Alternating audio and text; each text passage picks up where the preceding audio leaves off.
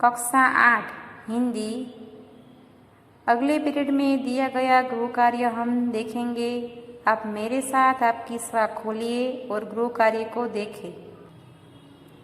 प्रश्न 6, निम्नलिखित प्रश्नों के उत्तर लिखिए। प्रश्न 1, बूढ़ी अमीना ईद को क्यों कोस रही थी?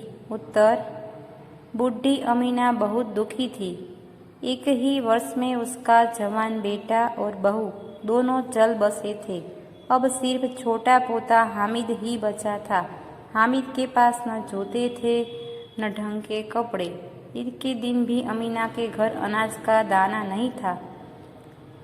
धन के नाम पर उसके बटुए में 5 पैसे और हामिद के पास 3 पैसे थे।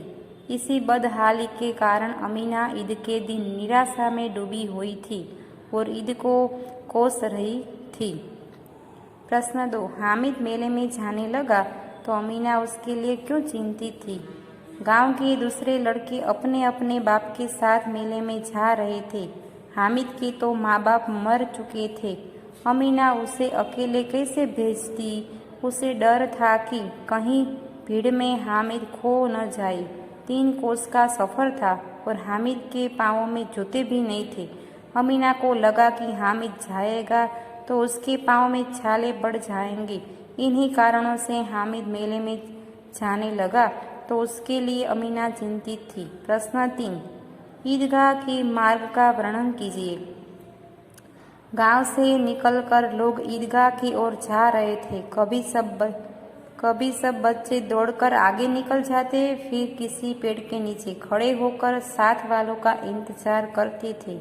ईदगाह जाने के मार्ग में बड़ी बड़ी इमारतें थीं। अदालत, कॉलेज, कलाघर आदि उसी रास्ते पर थे। हलवाइयों की दुकानें खूब सजी हुई थी। एक एक दुकान पर ढेरों मिठाइयाँ थी। प्रश्न 4, हामिद ने चिमटा क्यों खरीदा? उत्तर, हामिद को लोहे की दुकान पर चिमटा देखकर ख्याल आया कि दादी के पास चिमटा नहीं है।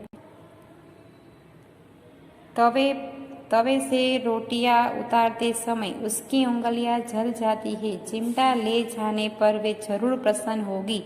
चिमटा होने पर उसकी उंगलियां नहीं जलेगी और घर में एक काम की चीज भी हो जाएगी।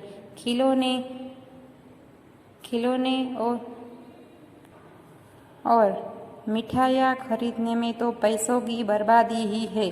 ऐसा सोचकर हामिद ने और कोई चीज नहीं खरीदकर चिमटा ही खरीदा। प्रश्न 5, हामिद के हाथ में चिमटा देखकर अमीना पर क्या प्रतिक्रिया हुई? उत्तर, हामिद के हाथ में चिमटा देखकर अमीना चौंक उठी।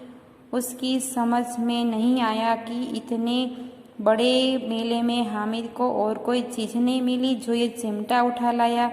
उसे बड़ा दुख हुआ। उसने सोचा कि यह कितना बेसमझ लड़का है। दोपहर होने आई और इसने न कुछ खाया न पिया। इस प्रकार हामिद को चिमटा लाया देखकर अमीना को बहुत दुख हुआ। प्रश्न 6, बूढ़ी अम्मा का क्रोध स्नेह में क्यों बदल गया? उत्तर, हामिद के चिमटा लाने पर अम्मा को दुख हुआ।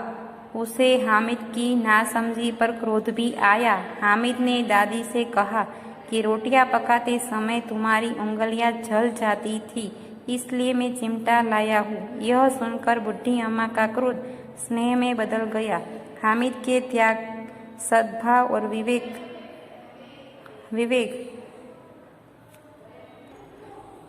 पर वह न्योछावर हो गई। प्रश्न 7, आप चिमटे के प्रयोग की तरह रुमाल के विविध प्रयोग बताइए। रुमाल का उपयोग हाथ मुंह का पसीना पीछने में किया जाता है। उसके अन्य उपयोग भी है, जैसे तेज धूप में उसे सिर पर बांध सकते हैं। हल्की बारिश में भी वह कुछ हद तक सिर को भीगने से बचा सकता है।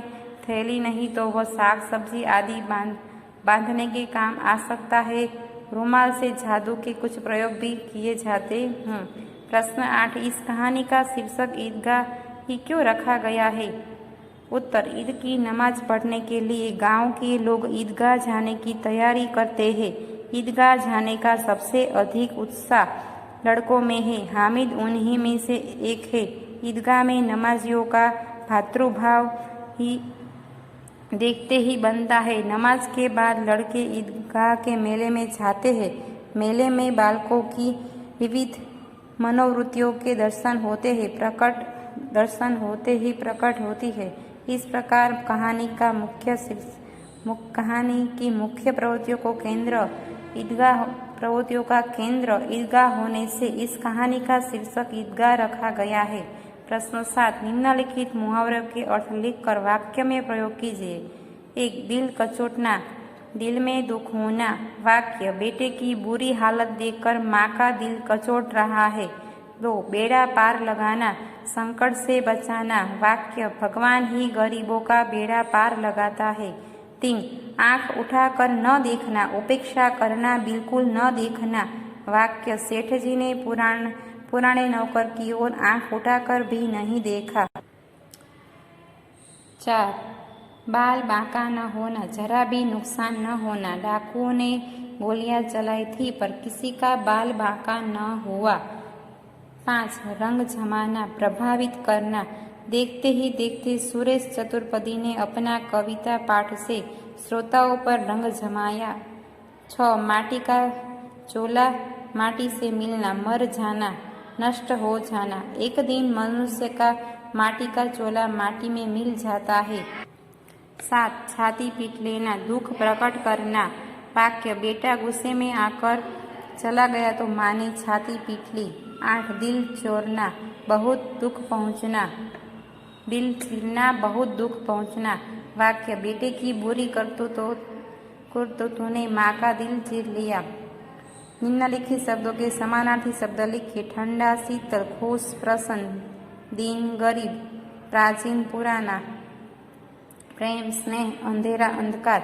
निम्नलिखित शब्दों के विरुद्धार्थी शब्द लिखिए। नई, पुरानी, घृणा, स्नेह, प्रकाश, अंधकार, उष्ण, शीतल, खिन्न, खुश, अमीर, गरीब, दीन, आश्रित, अनाश्रित, अवनति, उन्नति, भीतर, बाहर। आज का गृह कार्य अभ्यास प्रश्न 1, प्रश्न 2, प्रश्न 3, प्रश्न 4 और 5 आपको ओमिट करना है। यहाँ तक गृह कार्य करना।